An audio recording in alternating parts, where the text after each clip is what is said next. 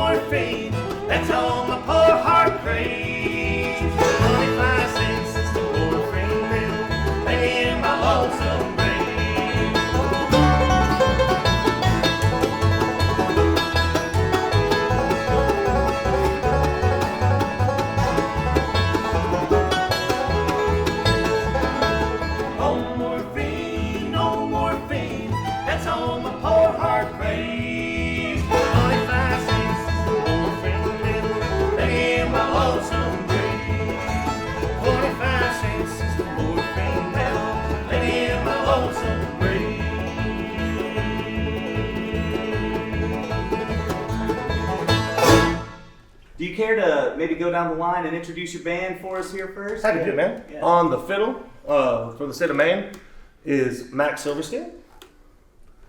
On the guitar, he's from Maryland, that's Kyle Dodson. On the banjo, from Kingsport, Tennessee, it's Colton Powers. And from Avon, Indiana, that's Tyler Griffin. My name's Seth Mulder, and I'm from Hillsborough, North Dakota.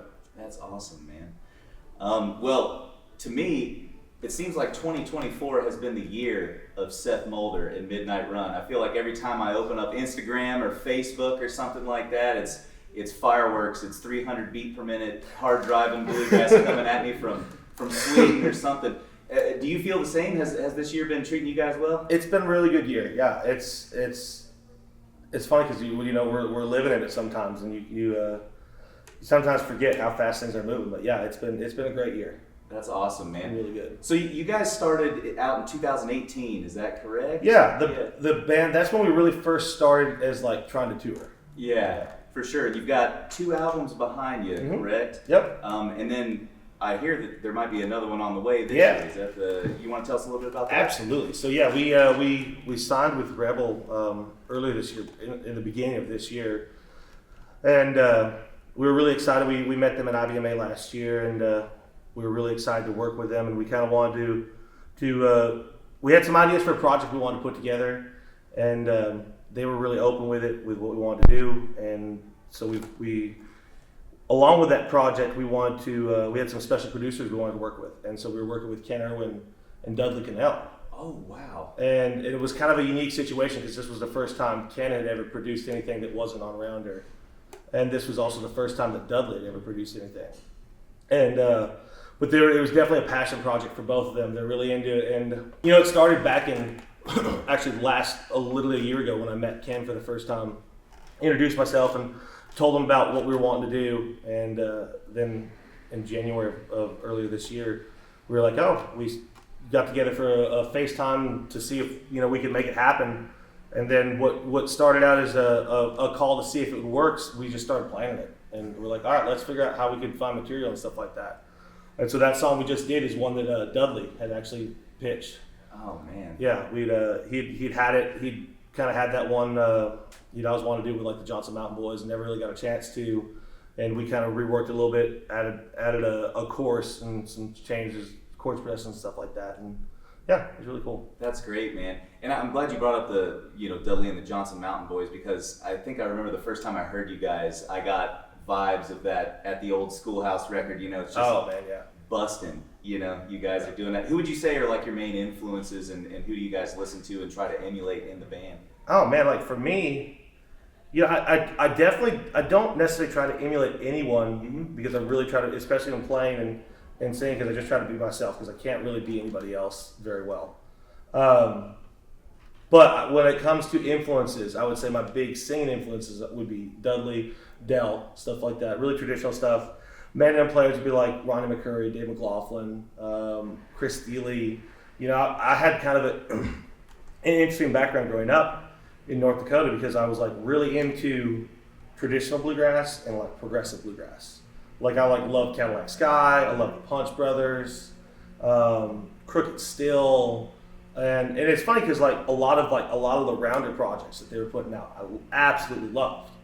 And then I'd also love the Rounder project that were traditional. They were like the Johnson Mountain Boys, and like David Davis and War River Boys and stuff like that. And so that's always kind of been something that I've connected with. And like these guys, they've got a vast interest of inspirations. If y'all want to, it's various traditional and more modern. Like a big influence on fiddle is Jason Carter, Stuart Duncan, Brittany Haas is a big one for me. So people like that, and bands like Dell and Johnson Mountain Boys, and a bunch of people. Absolutely. Yeah. What about the rest of you guys? Who would you consider influences and stuff like that? I got all kinds of stuff. Kyle listens to everything. Kyle's got like the most vast amount of influences of all of us, I would say. I'd say one of my biggest is Rhonda. Yeah. She's been a huge influence on me. Definitely. I remember seeing Josh with her back in the day, and that was Josh has been a big influence on me. Yeah. For me, the grandest part of my influence was Earl. That's probably a pretty common story for most banjo pictures, but other than that, I listened to a lot of JD and Bill Emerson and Jim Mills, especially Jim Mills. Yeah. What about you? For me, there's a huge variety of, just like Kyle, I've listened to all kinds of music, everything from Herb Alpert, Tijuana Brass to Alison Krauss. So, like, when it comes to bass players in bluegrass, though, definitely Todd Phillips, Mark Schatz, and Barry Bales, even Cameron Keller, all the pretty prominent bass players. I try to steal something from them. Yeah, absolutely. I mean, it all makes sense to hear this stuff too, guys, because when I listen to you, it is, you've got some straight down the middle hard driving bluegrass stuff, but there's those extra flavors in there, you know what I mean? Back to the new project that's coming out, how would you describe the vibe of that album? Is it, are we looking for more of the same Seth Mulder kind of sound, or is there any kind of place that you're stretching yourselves on this album? I think if you look at the project, it would be like our sound, but like a mature, refined variation of it. Like when it comes to just down to like the material, to the arrangement, to just like the song selection and song placements on the record. Just we're doing a balance of original material. We're doing a balance of songs from that don't come from a bluegrass vein at all. That come from a very different vein. I think on the record we only have like 2 songs that are actually previously bluegrass songs, if they're not original. Yeah. And so it's just kind of a cool variety. I think it's but it still all sounds like us. It still sounds straight ahead bluegrass, but you will hear all those influences in there. It sounds like, to me, I would say like traditional bluegrass with a little bit of an edge. It's like the Johnson Mountain Boys mixed with like Mountain Heart. I love that. That's kind of a very random The comparison. Johnson Mountain Heart Boys. Yeah, the Johnson Mountain Heart Boys. Yeah. That's great, man. One thing as I was reading all your guys' bios, to kind of change topic a little Yeah. bit, I noticed that a few of you are college educated bluegrass musicians. I went through a bluegrass program in Did you college. really? Yeah. Have you ever heard of Denison University? Probably not. It's Oh, yeah. a small liberal arts college in Central Ohio, and we have a bluegrass program there. Okay, cool. But you went to Kentucky School of Bluegrass, Bluegrass, right? yeah. And then we've got some ETSU Yeah. guys in the bunch. How would you say that experience has kind of colored and aided your career as a professional bluegrass musician? That's you start then? And I'd say it was huge for me. I'm from Maine originally, so being able to move down to the South and meet more people my age that were playing music and playing bands, and then also just to start making the connections in music and be able to play at Old Smoky or play wherever and just meet new people. And Man, and Old Smoky was kind of the Yeah. beginning, right? Yeah, it really was. Yeah. Yeah.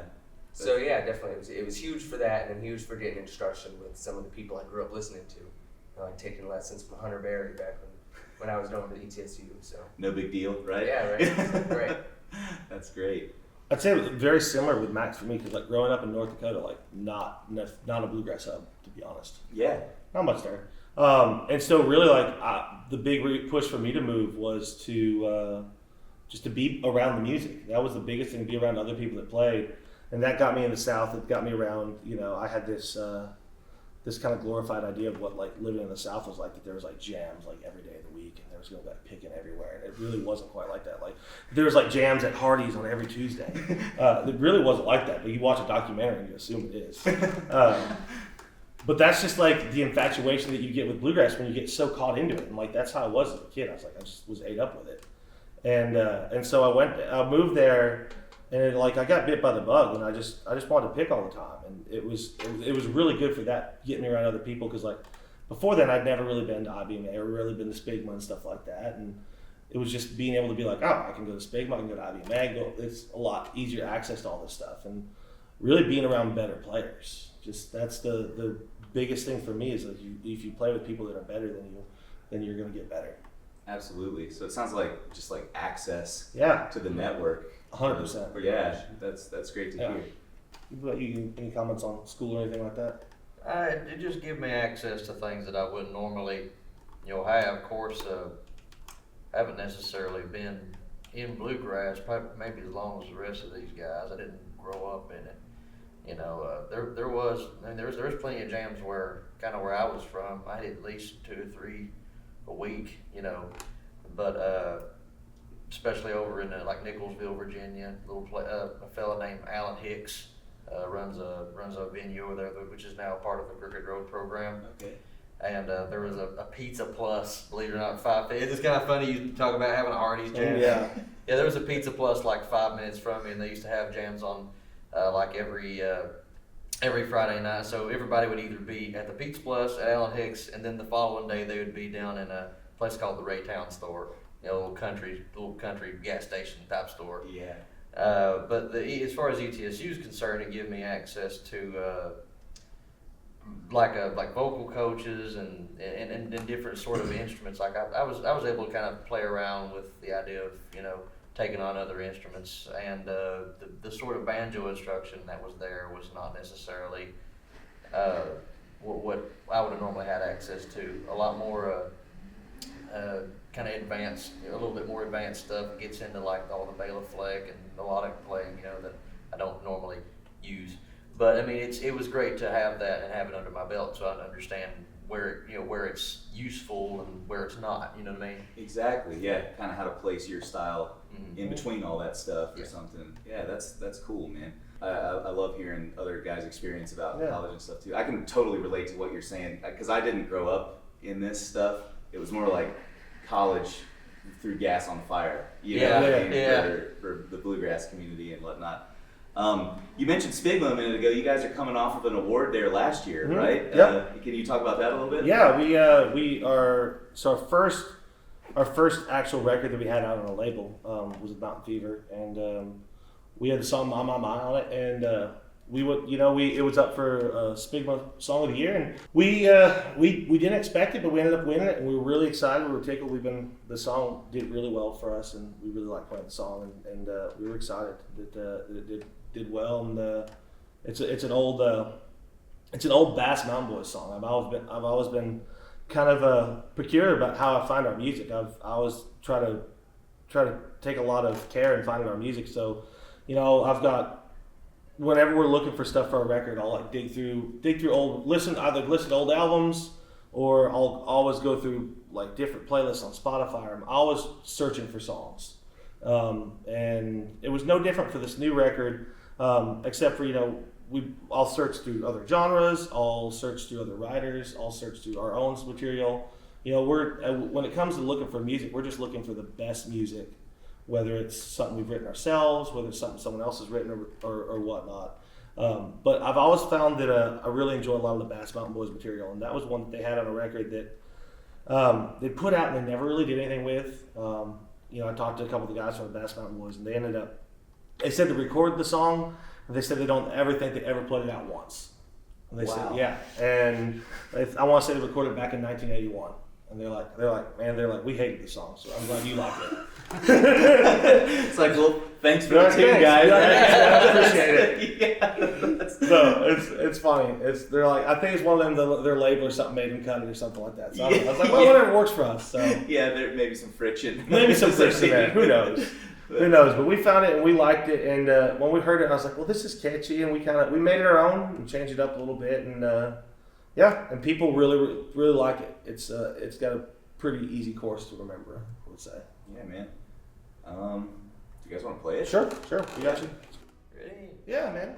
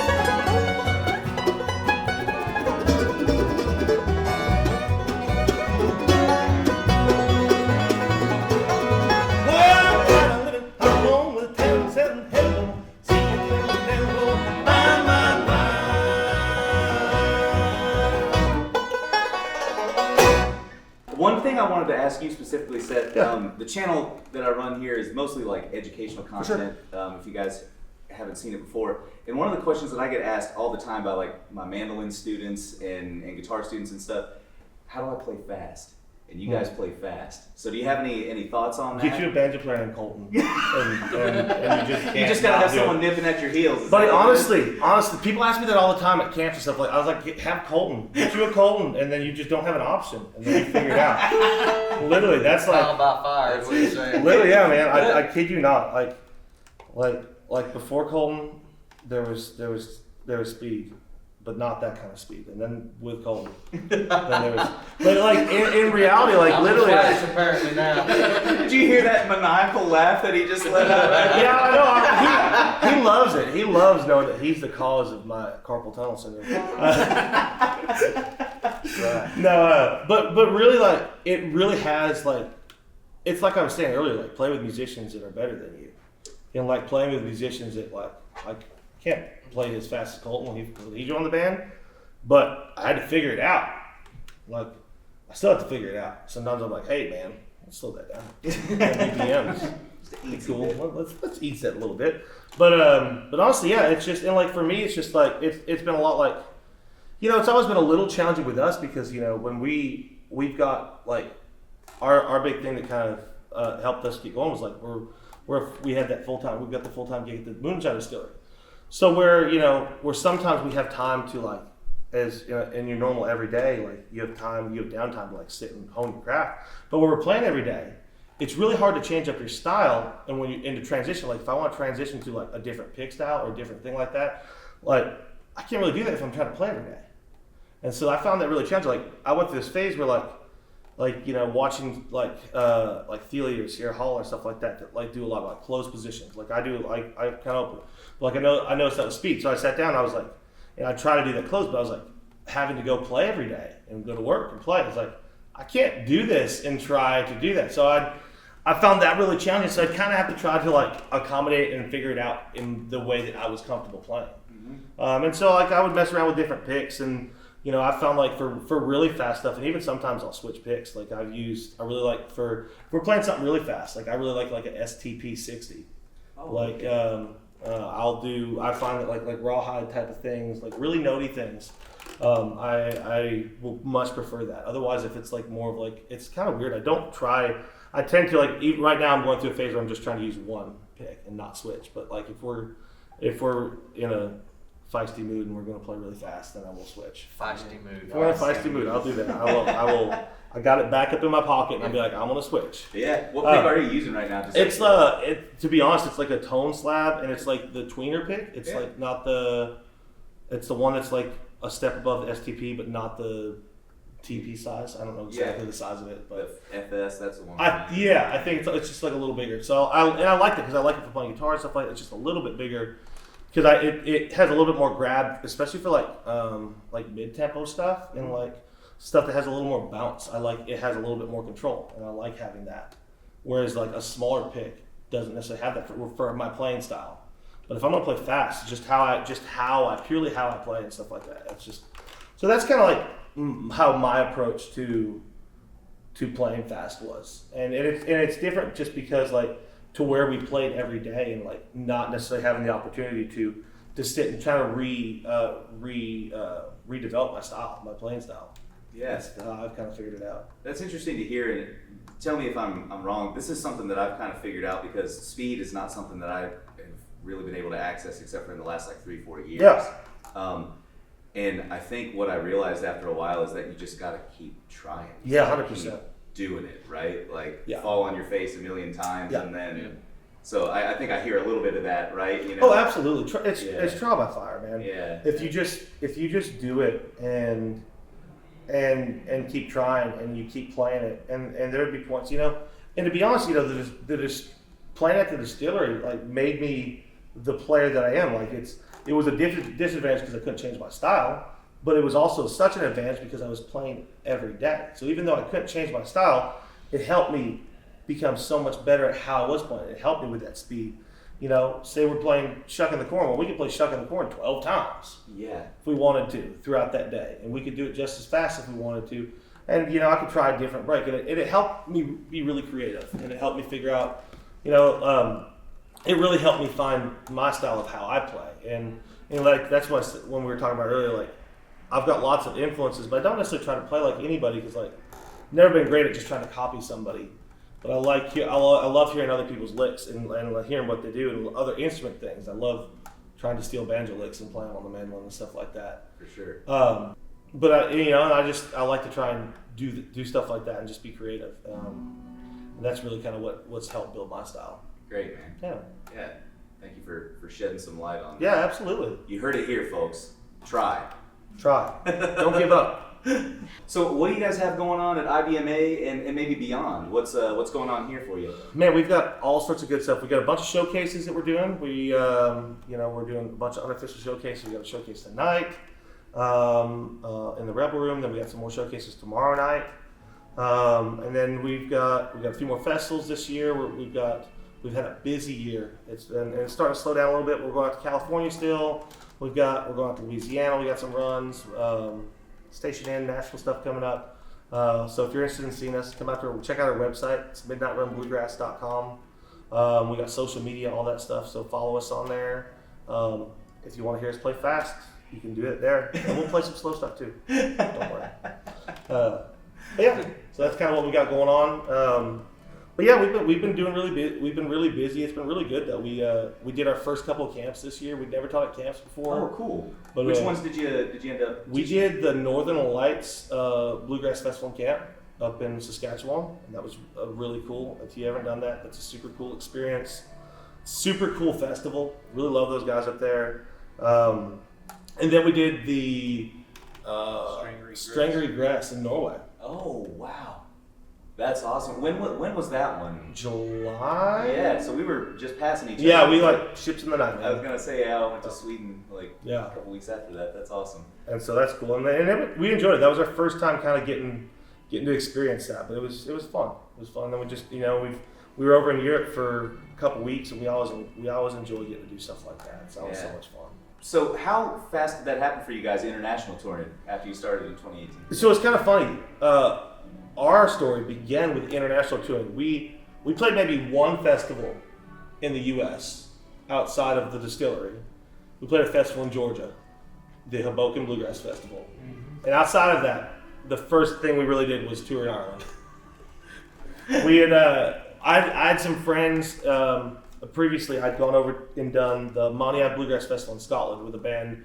I was playing with Johnny Button. I played with him back in 2010, and I went over. He did an England-Scotland thing, and I've been kept in touch with them. And when they heard that I'd had a band, they're like, "Oh man, we'd love to have you over." And so in 2018, they're like, "Hey, we'd love to have you over for the festival." And so we were able to organize that. We ended up going to Scotland and Ireland tour, and we were over there for 2.5 weeks, 3 weeks maybe. Almost 3 weeks, yeah. And that was our first time as a band over there, and that was really our first touring thing. Yeah.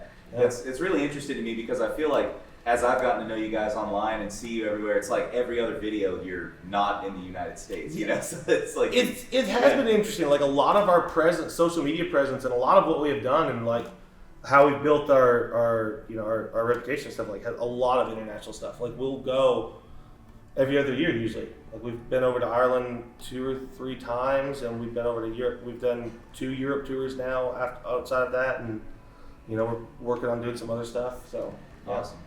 Well, congratulations to all your guys' success. It's well deserved, man. You guys are, like I said, one of the hottest bands in bluegrass in my opinion right now. So it's an honor to be appreciate here that. Chatting with you. You said you might want to kick my butt on one of your tunes. If you're up for it. Maybe that's a good way to close out this little session here today. What do you think? I'm down if you're up for it. Where's my cape? Second fret. It's one I wrote called Bullhead Swan. Awesome. Yeah. Before we get into this one, you got to tell me about that Gilchrist mandolin over there, dude. Happy to. This is a 97 Model 5 Gilchrist. It's model number 381. I got this last year. We were at a show in Virginia. I've got an A model, a 99 Model 3A blonde that I played for the last 4 or 5 years that I absolutely love, and I had no intentions of ever not playing it. But I also kind of wanted F model at some point. And a gentleman brought this out to a show. He was like, "Hey, check it out." And so I did. I ended up playing on that show and really liked it. Wasn't necessarily in the point to buy another mandolin at that point. But he was nice enough. He was like, "Hey, you want to play it for a while? And if you want to, you decide you can buy it. And if not, we're going to be back there in a few months." And he's like, "Just give it back to me." So I was very generous of him, and that was probably the best thing he could have done because I got really attached to it. And I ended up buying it, and I fell in love with it. It was super cool. I absolutely love it. It's It's one of my favorite mandolins that I played. It's got a little wider neck on it than my A model, but it's X brace or tone bar? tone bar. Yeah, cool. Yeah, tone bar brace. You know, it's funny because like there's lore people and there's Gilchrist people. I grew up listening to Ronnie McCurry. I loved Ronnie's sound. Like I always wanted a Gilchrist. Like I had the Ronnie McCurry DVD, Homespun. I was like, when he talked about his mandolin, I was like, man, someday I want to have a Gilchrist. So I went on this like hunt to find an X brace, and I could never find an X brace. But it's okay, and I didn't find one. But you know, the one that I found, I absolutely love, and so I'm pretty excited. I'm super happy with it. I'm thankful that I get to be the caretaker of it. Honestly, Congratulations! I Thank know what you. it's like to have a special instrument. it really is. It really is. It's definitely taking care of the mass for me. I don't honestly get on Mandolin Cafe anymore. I used to sit on there all the time. It was a disappointing disease. I would sit on there and just be like, what is there available? So, Absolutely, yeah. How can I spend a 5-figure sum of money on yeah, a exactly. Exactly. And now I think about it, I'll get on there, look, and I'm like, I have like this, and I still have the other gill, and I was like, I don't need anything. I was like, no. Yeah. No. That's And great. thankfully, I'm much more of a gill tone person. Like lures are really cool, but I just prefer the tone of a gill. I like more of a. I love vintage guitar sounds, and I like modern mandolin sounds. So, Yeah. It's kind of like the modern standard, though. Like a lot of people, I think, because of Ronnie and other players, have Yeah. moved toward that Gilchrist kind of. 100%. Yeah. Yeah. No, that's great to hear. Yep. So that's how I am. So I'm super content on instruments these days. Good, man. It's Yeah. good to hear. Well, you want to pick a tune? Sure, let's do it.